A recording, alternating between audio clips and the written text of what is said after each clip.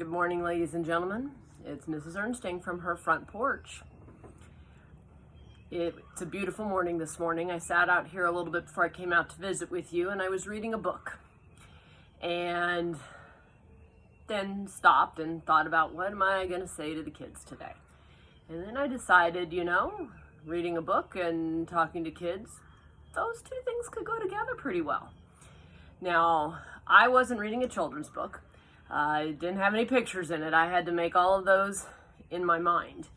And I got to thinking that's my challenge for you this weekend, is to read a book, or even better yet, get somebody to read you a book. This book could have pictures in it. That's fine. If somebody's reading it to you, I challenge you not to look at the pictures, though, because I want you to make those pictures up here. The beautiful part of that is that you get to make the picture. You get to listen to the clues that the author left you and make your own illustrations. And if you want to just leave them up here, you can do that. You could talk with whoever read you that book later. You could even go back and compare the pictures that you had in your head to the pictures that the illustrator chose, because the illustrator pretty much using the clues the author gave also. You could write them all down. You could draw them down, I guess, really would be it.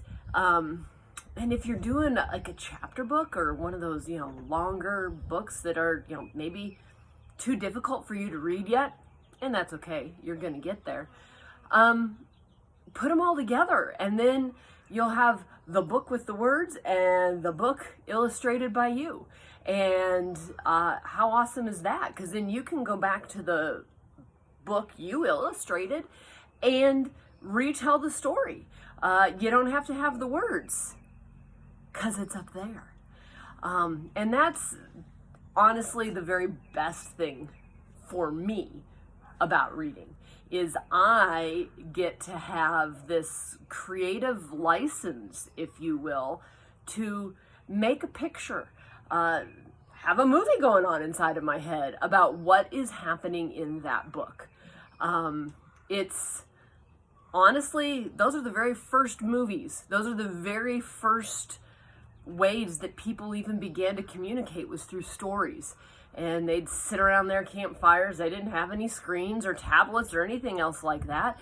And they just told stories. And as they told those stories, somebody might have wrote down the words for it, but most people just made that picture in their head. And it's a really great way to connect with books.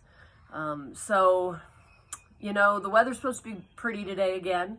I certainly hope it found you outside yesterday. From some of the comments I've heard and such, it definitely did.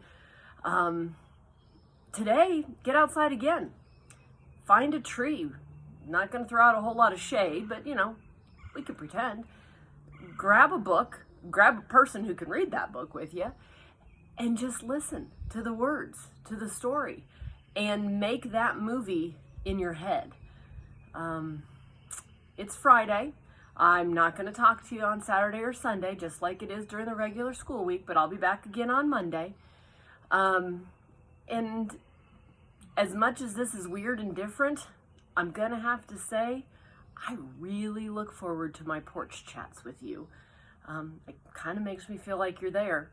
And goodness knows I sure do miss y'all. Until Monday, please remember to be kind, be safe, and as always, I need you to be smart.